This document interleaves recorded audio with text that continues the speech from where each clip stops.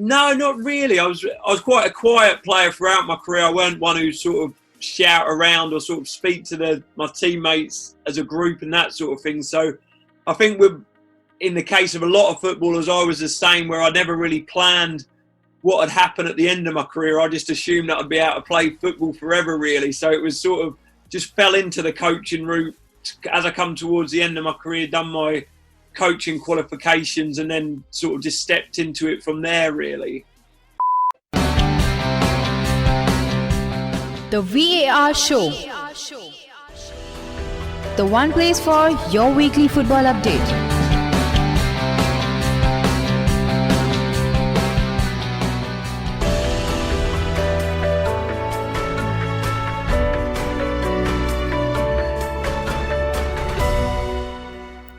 Hola, very warm welcome to the VAR Show. The show which talks about all the various major football leagues in detail. Today we are going to go into interviews, and we have the former Manchester United and MK Dons player, Mr. Alex Chadwick, with us. So without wasting much time, I'd like to first thank Luke for coming on the show.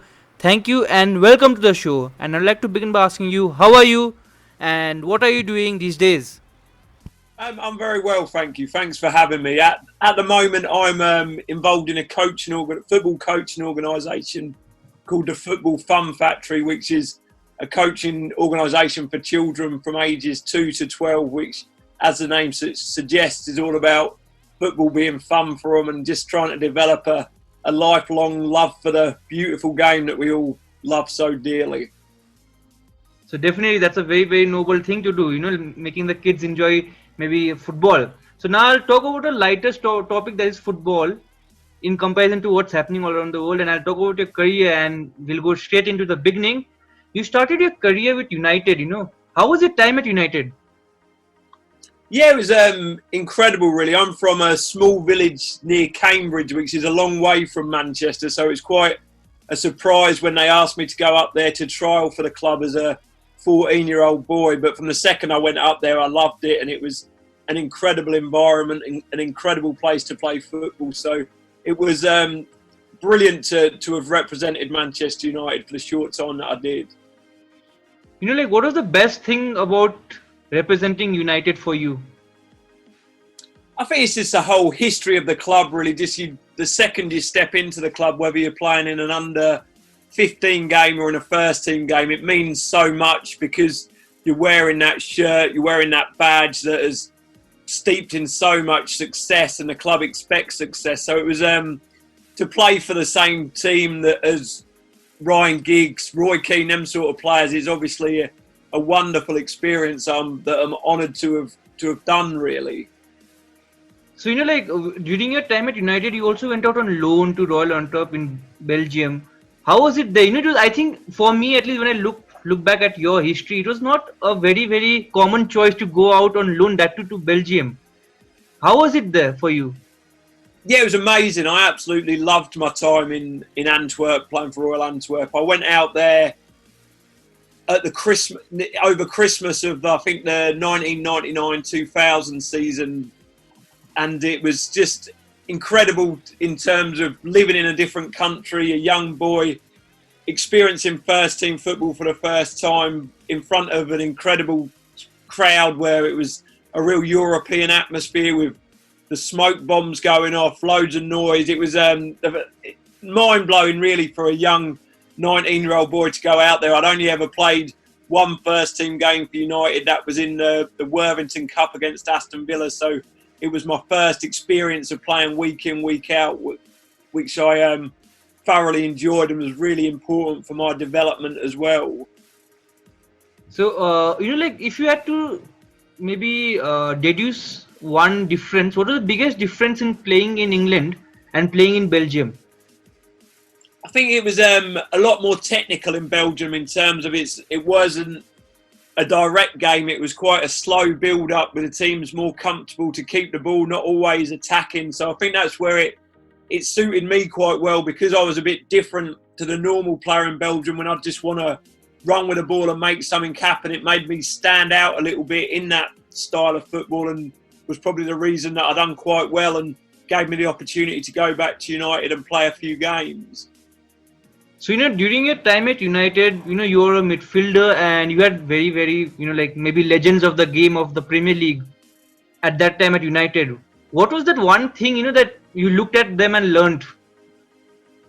I think from all the players, really, regardless of the position they played, it was just the attitude of the player, really. It was every day they were ready to train it. There was no off days, really. Their attitude was always bang on, and that was sort of helped the young players learn what was expected to be a professional footballer and having a career in the game. So it was the attitude of the players was probably the most important lesson that I learned from them.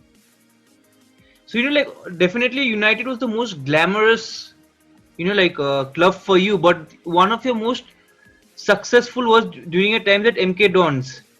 If you had to choose, which one did you enjoy the most? The time at United or time at MK Dons? I think that's hard, really, because I was at Manchester United from such a young age, from age 14 up to about the age of 22, through the youth teams, through the academy. So I loved my time at MK Dons, but I probably have to say Manchester United, because that was where I learned my trade, as it were, learned how to be a footballer, learned how to understand what it took to be a footballer. So it was both. To be a footballer is an amazing thing to do anyway. So whatever club I was at, I absolutely loved my time there. But I'd probably say Manchester United, just because it was coming through as such a young player was such an enjoyable experience. So, like as a player, were you superstitious? Like, did you follow some routine before the game or something? Not really. I was never really that superstitious, really. I was just sort of off the cuff, really, just done whatever I was doing on the day. So I know a lot of players did have a lot of superstitions, like getting dressed in a certain way, putting one boot on first or one sock on first, but I was never really that superstitious throughout my career. So, like you mentioned, like you are involved with Football Fun Factory. Did you always plan into getting into coaching maybe after your career or something? No, not really. I was quite a quiet player throughout my career. I weren't one who sort of shout around or sort of speak to my teammates as a group and that sort of thing. So I think in the case of a lot of footballers, I was the same, where I never really planned what had happened at the end of my career. I just assumed that I'd be able to play football forever, really. So it was sort of just fell into the coaching route as I come towards the end of my career, done my coaching qualifications, and then sort of just stepped into it from there, really. So, like as you said, like you felt that you could play on forever. When did you realize that, no, today I have to retire? Yeah, I think it was when I was playing for Cambridge, really. I still thought I could carry on, so I just didn't get offered another contract, and then that was really the end of my professional career. I played a bit of non-league football. I still play a little bit today, just in the little village where I live, so I'm still open to an offer if a big club comes in, but I think it might be a little bit late for that now. So, like talking of coaching, do you have any plans or aspirations to get into like senior team coaching, coaching a club or something? No, that's never really appealed to me at all, really. I've obviously been a player myself, and remember the coaches having to deal with all us moaning footballers every day, and it's not something I'm really keen on getting into. I enjoy coaching the young players, but the first team management, it's not something that I'd be keen to do in the future. So, like talking of coaching again, you have worked under some tremendous coaches, like famous, successful, experienced, but one name that stands out, at least for me, is Sir Alex Ferguson. How was it working under him?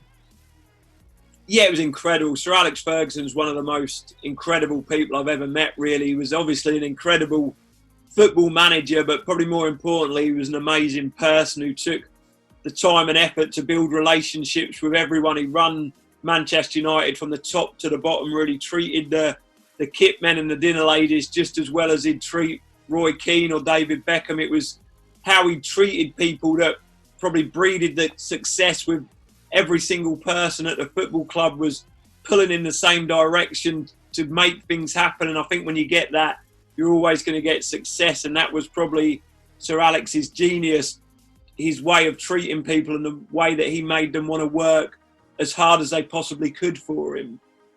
So, like moving on from that, one thing that you were very vocal about is mental health, and you personally had suffered a lot back in the days.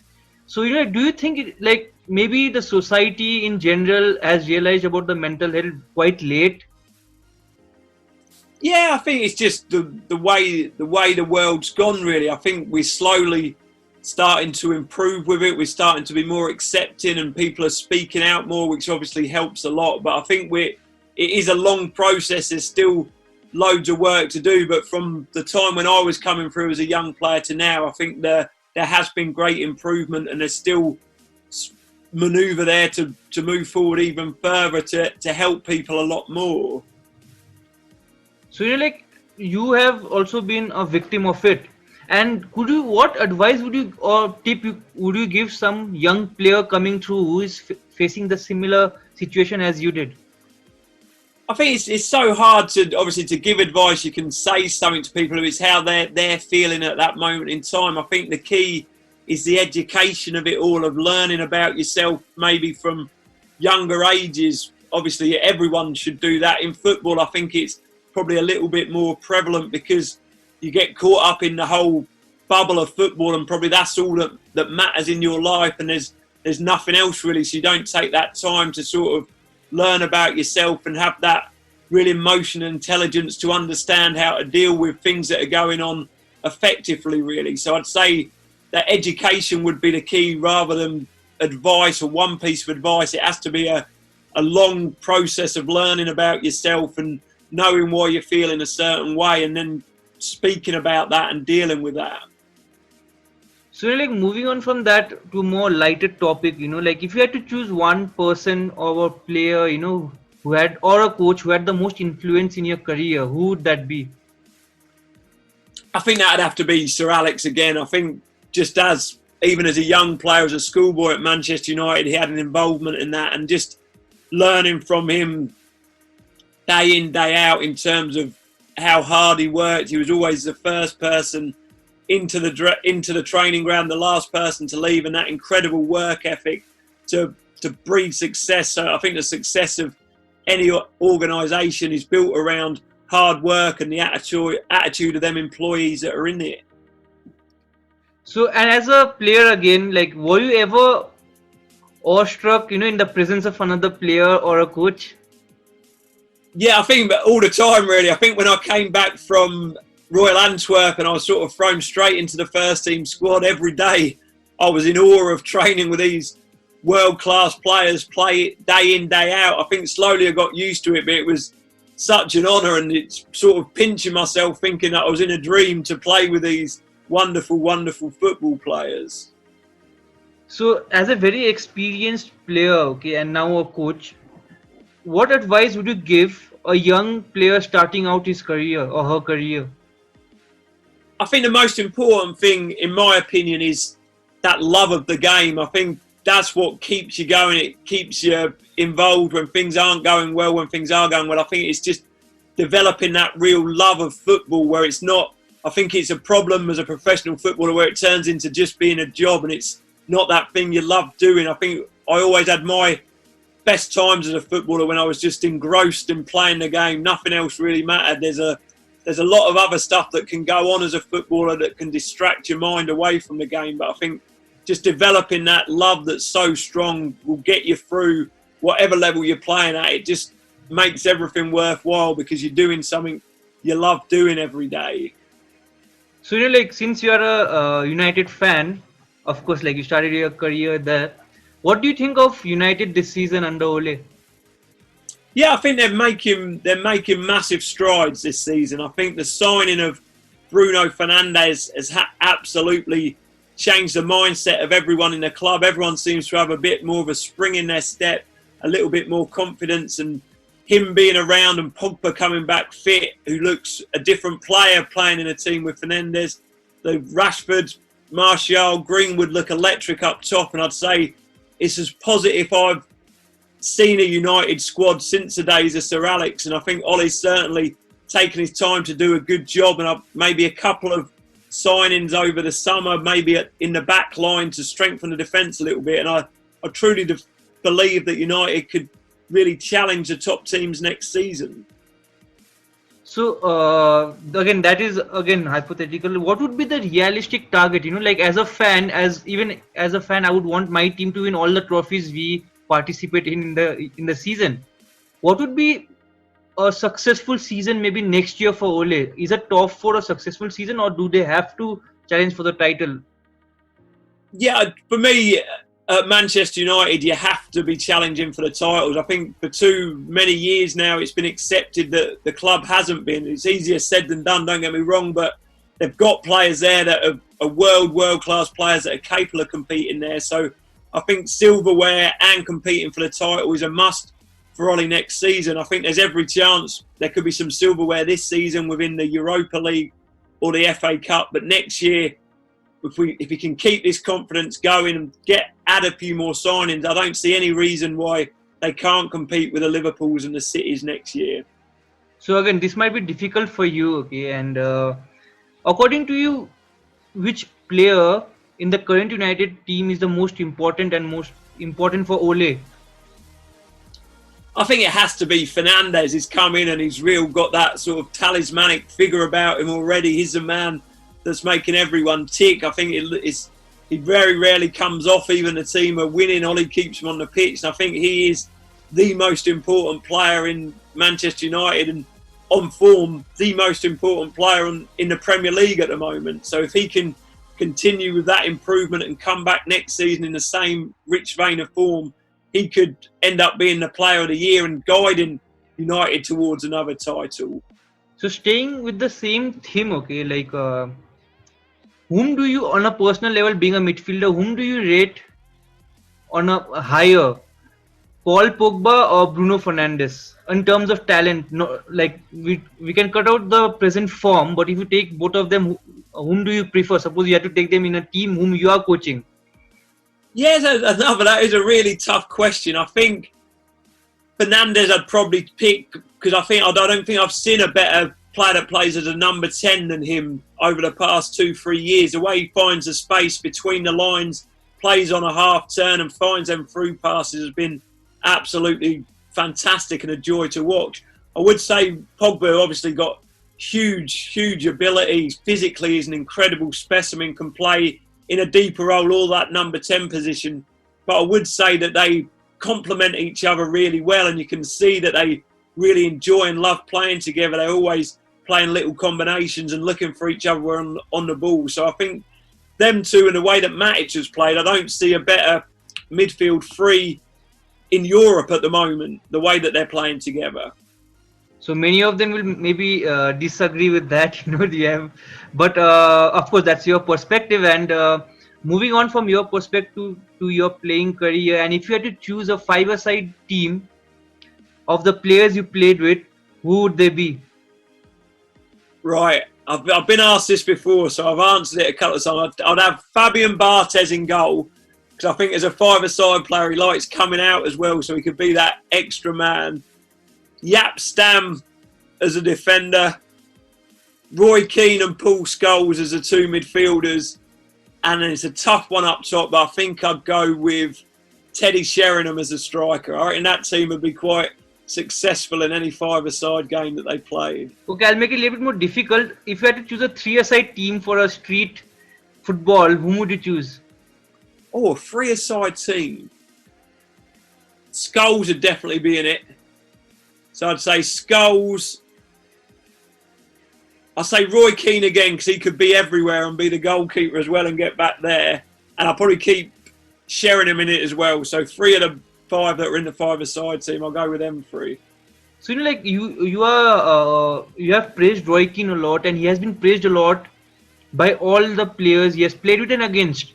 So what made him stand out? If you could say someone who has not watched him play, what was his characteristics that inspired maybe the players around him and maybe instilled a fear for the opponent? Yeah, in my experience with Roy Keane, he was just the ultimate captain, really. He drove standards on the training field. He could be hard to play with sometimes because if you weren't at it, he'd certainly make you know and sort of raise everyone's standards around him. So obviously a fantastic footballer as well. In his early days, a box-to-box midfielder, but as he got older, played a little bit deeper, but was always technically really sound and kept possession really well. Just as much as that were his leadership skills that made him such an important player in the squad. But off the field as well as a captain, he was such a great guy who'd look after the young players, look after everyone really, and make sure that everyone was settled and happy off the pitch. So he was just a real, as I say, the ultimate team captain, and an incredible leader and an incredible man. So, like on that note, Luke, I'll ask you one final question. Is probably the most difficult question you will ever be asked.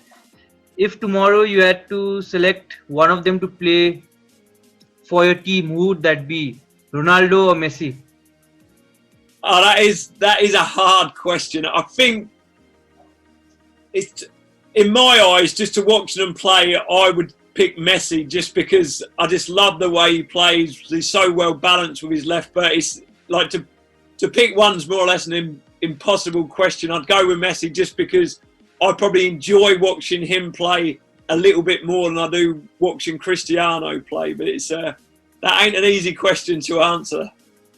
So, like on that note, Luke, thank you so much for talking to me, and I wish you all the best for your future endeavors and all the best of luck for you and your family. Take care, stay safe, and thank you once again for coming. No worries. Take care.